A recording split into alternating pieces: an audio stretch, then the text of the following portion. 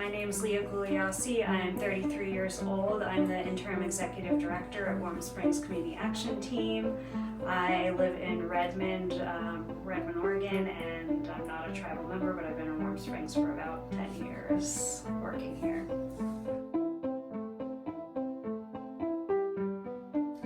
So directors manage the level of the organization, makes probably between 85 and 100,000, depending where you are, could be even higher than that.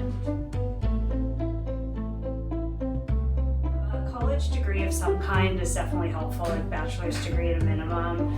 If there's a degree in like nonprofit management or community development or master's degree in one of those is definitely helpful for the job.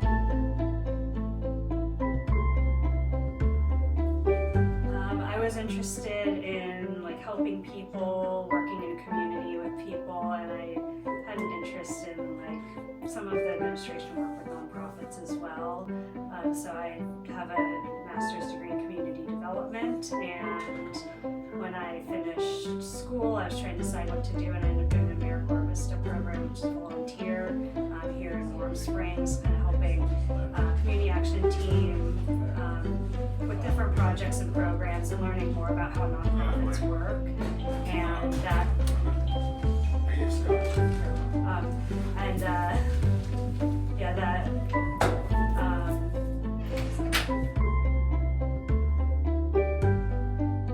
I help make sure that the organization runs smoothly in everything we do day to day. So I oversee staff, but it's also like on the bigger picture, like making sure that we're supporting the community in any way we can, both individual tribal members and then like community development, business planning, and other big picture things that support the reservation and improving everyone's well-being. Typical day in the job, it involves a lot of people management, kind of talking to people, meet with the program managers or the other staff to see what they're up to, answer questions, kind of make sure we're on the same page. If there's any issues, we'll talk through those and figure out how to respond. And then when I'm not talking to people and working with different people, I'm doing a lot of things to like manage the organization overall. So it's like writing grants and fundraising, so that as a nonprofit we're paid by a lot of grants, and so we have to make sure that we have partners in place and people to kind of oversee the programs and make sure that everyone can stay employed and have a job. So I'll do that. There's tracking data and information that goes along with that too, and then keeping the organization organized with anything else that comes up, and connecting with partners, talking to people. There's a lot of different pieces that go into it, and it can change every day. I would say, we'll mix the hard and soft skills together, but writing is definitely something that you need to be able to do. If you can write grants, then that definitely keeps the organization kind of organized and together. People management, so being able to communicate really well with people and talk to people about what they're doing and responding to issues and things like that. So communication is really important. Tracking, like being good with numbers also, so whether that's tracking like the financial things that we do and the grants and the money and where all the money's going, or even just like having an understanding of like the data and the numbers of how many clients we're serving, and like things like that. I like kind of the system management and the data. I think there's not a lot of people who have like that strength and interest on the back end that kind of keeps things running smoothly. But I like to kind of make sure we're organized, have a direction that we're going, and kind of keep track of what we need to make sure, even on the financial side, like the money is going with grants. It can get really complicated to the right place. There's probably 60 grants that we're overseeing, so you have to make sure things are being spent the way they're supposed to. And so kind of just keeping everything organized and together and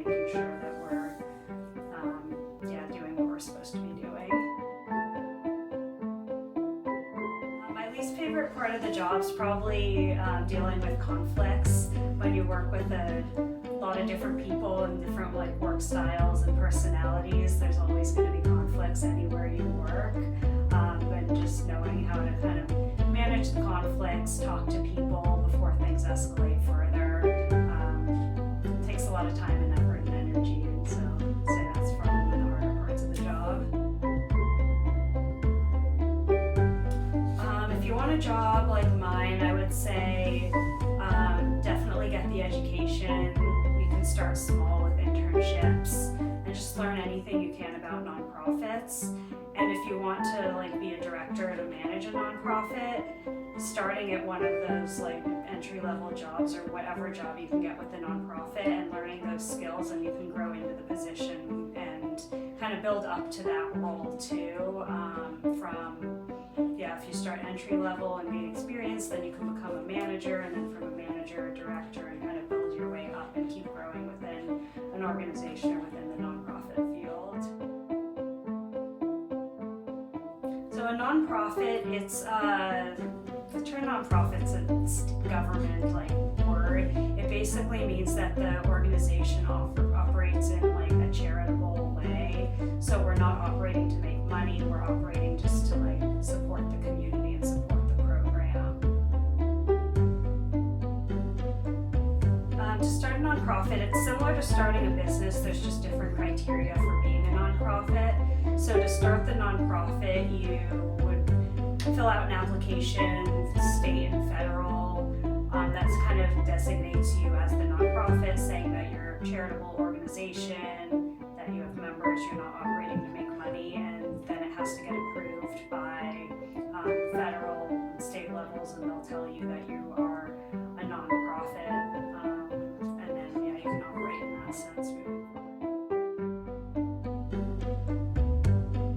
Advice I have for writing grants would be to answer the questions and don't make them overcomplicated, and to something that I was told is under promise, over deliver. So when you're writing a grant, keep it simple, answer the questions, and don't be too ambitious. Like, do something that you can reasonably do. Like, I think it's better to like say what you're going to do and then exceed it than to fall short. And so kind of keeping to the basic information, answering questions, keeping it simple. So we became a nonprofit in 2008. Before that, we were part of a Central Oregon partnership, so part of a cohort of groups in Central Oregon. That was before I got here, so I don't know all the details. But in 2008, became its own nonprofit, and has been operating in Warm Springs as Warm Springs Community Action Team since then. WSCAT has tons of resources. We do a lot of different things. Our programs fall into a few program areas. One of them is asset building, which means that people can save for individual developments accounts. They save money for business, education, a car, to pay off debt, buy a house. There's 8 or 9 things people can do right now under the IDA program. And then under asset building as well, there's counseling and classes that go along with it. So for any class that people can save for an IDA, they can take a class with it. And then they can also get one-on-one support from counselors. We have a business program which has the same thing, business counseling and education. Our homeownership program does counseling and education as well. And then we do tax aid. One of our other programs is workforce and youth program, which are kind of combined, but we're doing a lot under there. So hire youth every summer to work in different fields, different areas to get some work experience, like you guys are doing. We have this year had a focus too on technology and manufacturing primarily, and are looking into what other areas the community needs to kind of guide the direction. Our youth program has grown a lot in the last few years, in addition to like the workforce component of it. There's filmmaking workshops and films that youth have created. We teach financial education at the high school, Badgers High School. There's the American Indian Business Club at the high school as well. Our biggest next future plan right now is the commissary project, which is taking the old commissary building and turning it into a small business incubator. We're starting any day now on the construction on that pavilion outside of that building, and then next year sometime we'll renovate the building, and it'll be a co-working space. There'll be food trucks outside, commercial kitchen down the line, cafe operated out of it, art store, barber shop. So it's going to be a community space to bring in more businesses into the community, more tourism, and a place for people to go. Our other project right now we're starting is a greenhouse project, so looking into moving into an agriculture direction and building a greenhouse for people interested in greenhouse and food sovereignty. The advantages are you get a lot of people who are really passionate about what they're doing, they're motivated to do the work, they're interested, especially here at WSCAT, they're from the community, and so they have that personal connection to the community and that love experience. And there's a lot you can do with nonprofits. The downside of a nonprofit is that it doesn't bring in money. It's a nonprofit, so there's a lot of time and effort that you have to spend fundraising to keep it going. And the people, because they're so passionate, can get burned out. So really, you have to take care of yourself because there can be turnover and exhaustion that happens in nonprofits too after a while. What are examples of other nonprofits that work in our community? So some of the other nonprofits in Warm Springs, you have Creed, which does the kayaking canoe type programming. Shima, I think is how it's pronounced, that Kiana and Julia started. That's under Community Action Team still, but that also is kind of moving in that youth language, canoe, kayak, journey type activities. Tinanowit's its own nonprofit doing art here. Papalaksamisha is another nonprofit. The museum at Warm Springs is a nonprofit. It's operated under the tribes. And then you have ones like Neighbor Impact, which are throughout Central